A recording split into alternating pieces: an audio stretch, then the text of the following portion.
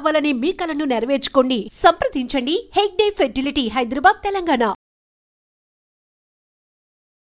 అందరికీ నమస్కారం. Welcome back to iDream media. నేను మీ ఝాన్సీ.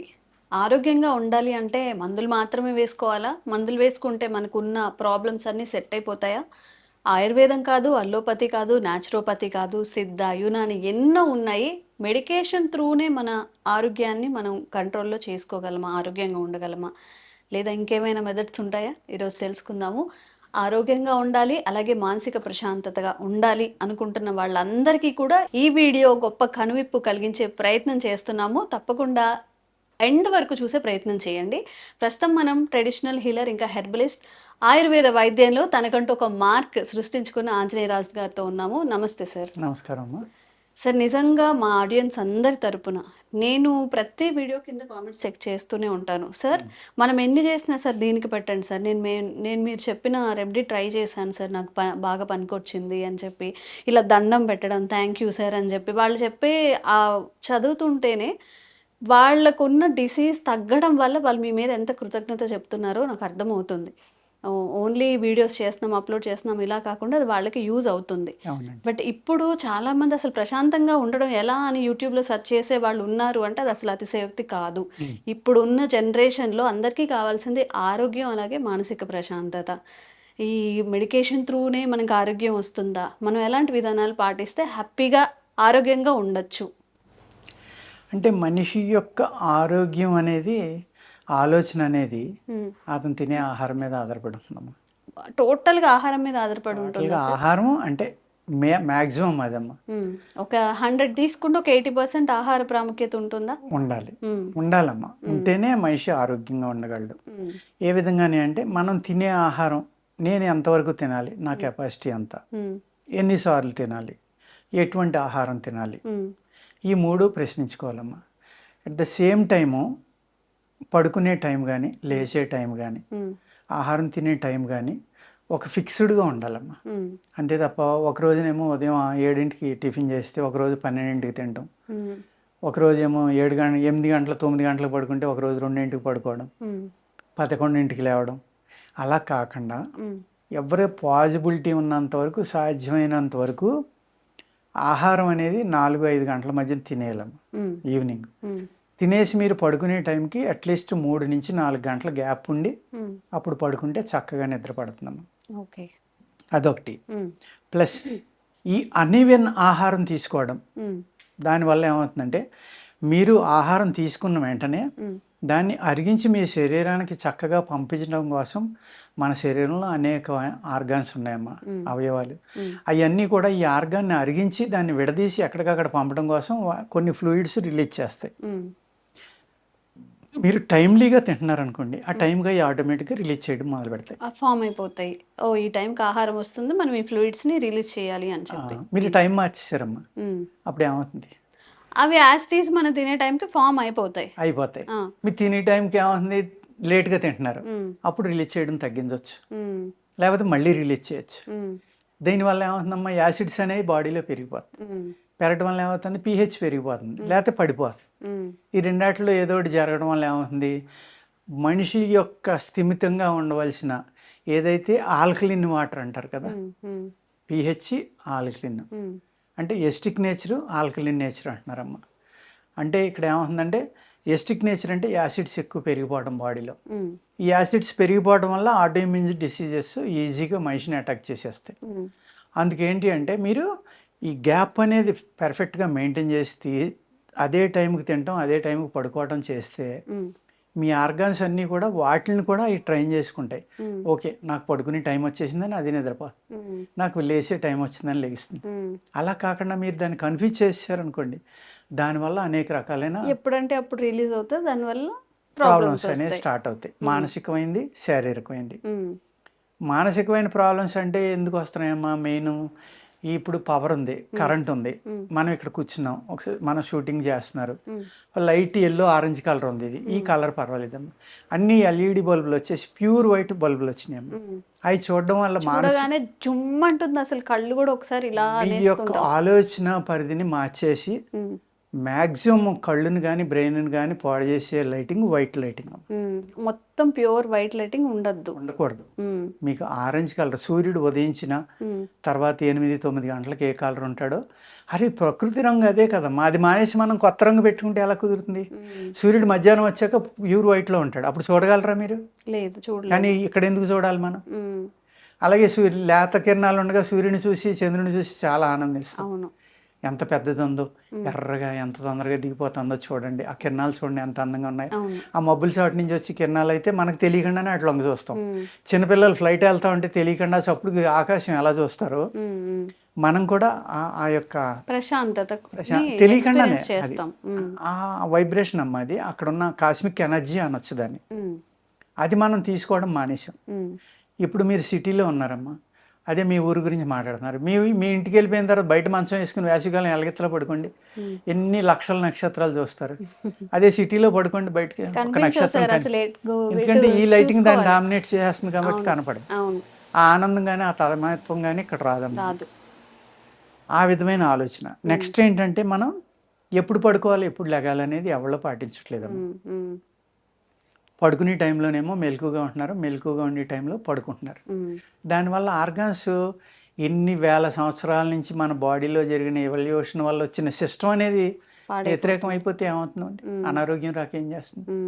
ప్లస్ ఇప్పుడు మెడిటేషన్ అంటే ఏంటి అంటే ధ్యానం అనండి. ఆ ధ్యానం ఏంటమ్మా? ఇప్పుడు మీరు నన్ను ఇంటర్వ్యూ చేస్తున్నారు, నా మీదే ఉండాలి, నేనేం మాట్లాడుతున్నానో వినాలి, దాన్ని క్వశ్చన్ చేయాలి. ఇది మన ప్రేక్షకులకి ఇంకా ఎంత బాగా అందించాలి, ఎదురుగుండా ఉన్న చెప్పగలిగిన వాళ్ళని ఏ క్వశ్చన్ వేయాలి. మీరు ధ్యానంలోనే ఉన్నారు ఇప్పుడు. కొత్తగా కళ్ళు మూసుకుని చేతులు ఎలా పెట్టుకుని బసి మట్ట వేసుకుని కళ్ళు మూసుకుని పనికిమాలిన ఆలోచనలన్నీ ఆలోచించడం కాదమ్మా. ఎప్పుడైతే మనం అవయవాల గురించి మర్చిపోవాలి, ఆలోచన తగ్గించుకోవాలని కళ్ళు మూసుకున్నామో అన్ని దారుణమైన ఆలోచనలు అప్పుడే వస్తాయి. అవును, దానికోసం మానేసే వాళ్ళు చాలా మంది ఉంటారు, అసలు నాకు ఇది వర్కౌట్ కాదేమో అని చెప్పి. తప్పమ్మా, అది అట్లంతటా పోతాయి కొన్నాళ్ళకి.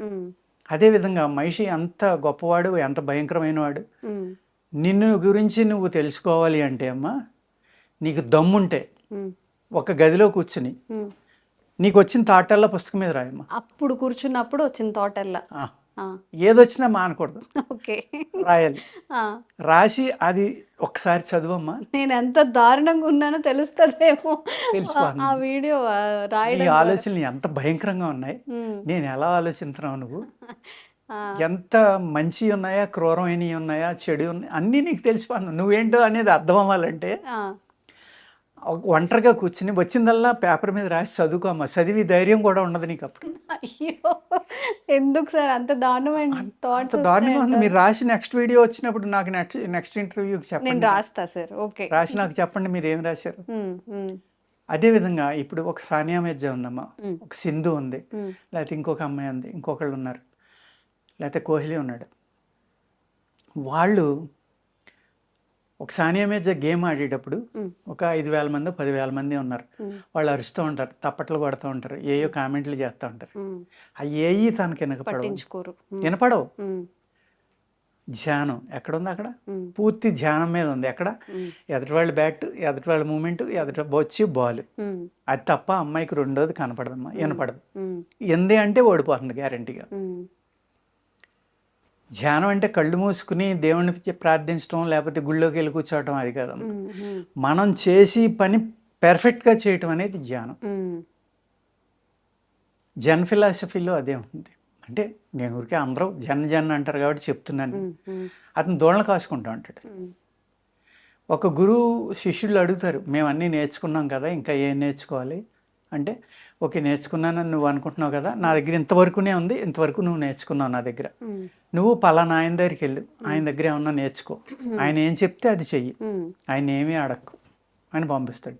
వీడు వెళ్తాడు, ఆయన దోళ్ళను కాసుకుంటూ ఉంటాడు.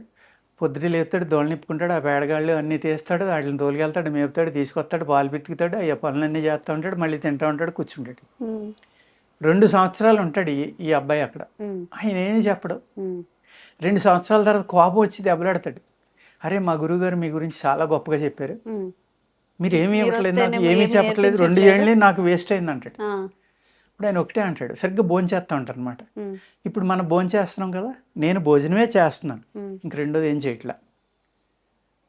నేను దోళ్ళని కాస్తున్నాను కదా, ఉమ్, దోళ్ళనే కాస్తున్నాను, ఇంకేం చేయట్లేదు. ఉమ్, అర్థమైందమ్మా? నేను స్నానం చేస్తున్నాను కదా, స్నానమే చేస్తున్నాను, ఇంకేం చేయట్లేదు. ఉమ్. అంటే ఒక పనిని పూర్తిగా ఒక ధ్యానం ఎక్స్పీరియన్స్ అంటే చేస్తూ అది తప్ప ఆయన బ్రెయిన్లో రెండోది ఉండదు. ఏ పని చేస్తున్నామో ఆ పనికి స్టిక్ అయిపోయి ఉంటాం. చాలా కష్టం అమ్మ అది, ఉమ్, చాలా కష్టం. కొన్ని సంవత్సరాలు సాధన చేసినా కూడా మీరు అక్కడికి వెళ్ళలేరు, ఇంపాసిబుల్. మనం అప్పుడు దాకా మంచిగా ఆలోచించి వాళ్ళని ధ్యానం చేద్దామని కళ్ళు మూసుకోగానే ఒక 1000 భయంకరమైన ఆలోచనలు మన బ్రెయిన్లోకి వస్తాయి. వస్తాయి. అవును సార్. సేమ్ ఇక్కడ కూడా అంతేనా? ఆ భోజనం చేయటం కూడా మనం పిల్లలకి నేర్పలేకపోతున్నాం ఈరోజు. ఏ విధంగానే అంటే చేతిలో ఫోన్ పెట్టి అన్నం తినిపిస్తున్నాం, టీవీ చూస్తా అన్నం తింటున్నాం, డైనింగ్ టేబుల్ మర్చిపోయాం, అందరూ ఆ టీవీ దగ్గర కూర్చొని కంచాల్లో పెట్టుకుని తినడం మొదలుపెట్టారు. అంటే అందరూ కాదు, మోర్ దాన్ 60-70%. ఈ 70% ఆరోగ్యాన్ని పాడు చేసుకున్నట్టు. ఎందుకంటే ఇక్కడ మనం తినే ఆహారం వంక చూడటం అనేది ఇంపార్టెంట్. ఈ కంటి ద్వారా దాని రంగు, ముక్కు ద్వారా దాని వాసన ఎప్పుడైతే తెలిసిందో వాటికి సంబంధించిన లాలాజారం మీ నోట్లో ఊరుతుంది, మీ నాలుగుకి ఆక్సిజన్ అనేది అందటం మొదలు పెడుతుంది. అప్పుడు మీరు నవిలిన ఆహారం ద్వారా ఆ ఆక్సిజన్ అనేది ఆ ఆహారంలో కలవడం వల్ల, ఆ ఫ్లూయిడ్స్ కలవడం వల్ల ఆ ఆర్గాన్స్కి ఈ ఆహారం అనేది వెళ్ళమ్మా మీకు బ్రహ్మాండంగా శరీరానికి ఉపయోగపడుతుంది. అదే ఆ పిల్లోడికి ఫోన్ చూపిస్తా ఉండగా మీరు పెరుగన్నం పెట్టారో తెలియదు, చారు పెట్టారో లేదో, ఎన్వి పెట్టారో, పలావ్ పెట్టారో ఆడికే తెలియదు. ఆడు ఎంత తినాలో కూడా వాడికి తెలియదు. వాడి నోటి నిండా కూరుతున్నాడు, ఆడు తింటానే ఉన్నాడు. తల్లి ప్రేమ, నా బిడ్డకి పొట్ట బాగా రావాలి, బాగా లావుగా రావాలి, నా బిడ్డ ఆరోగ్యంగా ఉండాలి అని తప్ప ఆడిని పాడు చేస్తున్నాం అనేది లేదు. దానివల్ల అజీర్ణం వస్తుంది, అనేక రకాల ప్రాబ్లమ్స్ వస్తాయి. ఈ విధంగా మనం ఆలోచించుకుని ఆహార నియమం అనేది పాటిస్తా సమయానికి నిద్రపోయి సమయానికి లేవాలి. సమయానికి లేవాలి అంటే ఎప్పుడమ్మా? తెల్లవారుజామున లేమంటున్నారు, బ్రహ్మ ముహూర్తం అంటున్నారు. ఎందుకు అన్నారు బ్రహ్మ ముహూర్తం అంటే? బ్రహ్మ అంటే సృష్టికర్త అని మన శాస్త్రాల్లో కానీ సనాతన ధర్మంలో ఈ సృష్టి నిర్మాణమే ఆయన చేసే టైం అది బ్రహ్మ ముహూర్తం అంటే. ఆయనే ఆ టైంలో కూర్చుని ఒక రీసెర్చ్ చేయడమో, నిర్మించడమో, చదవటం చేసినప్పుడు మనం ఎందుకు చేయకూడదమ్మా? అదేవిధంగా ఆ టైంలో యూనివర్స్లో కాస్మిక్ ఎనర్జీ అనేది ఒక ఈ మ్యాగ్నెటిక్ ఫీల్డ్స్ అనేవి ఇవన్నీ కూడా భూమి మీదకి వచ్చే టైం అమ్మ అది. సార్, బ్రహ్మ ముహూర్తం అనేది ఆరోగ్యం మీద కూడా ప్రభావం చూపిస్తుంది. మామూలుగా కాదమ్మా, అద్భుతమైన తేడా ఉంది. ఆ టైంలో మీరు లేచి ధ్యానం కానీ, లేకపోతే ఒక వ్యాయామం కానీ, యోగా కానీ ఏది చేసినా కూడా మిగిలిన రోజుల్లో మిగిలిన టైంలో చేసిన దాని మీద ఒక 10 times ఎక్స్ట్రా పనిచేస్తుంది. 10 times ఎక్స్ట్రా మీరు చదివినా కూడా. అందుకు ఆ టైంలో కాస్మిక్ ఎనర్జీ భూమి మీదకి ప్రసరిస్తుంది కదమ్మా.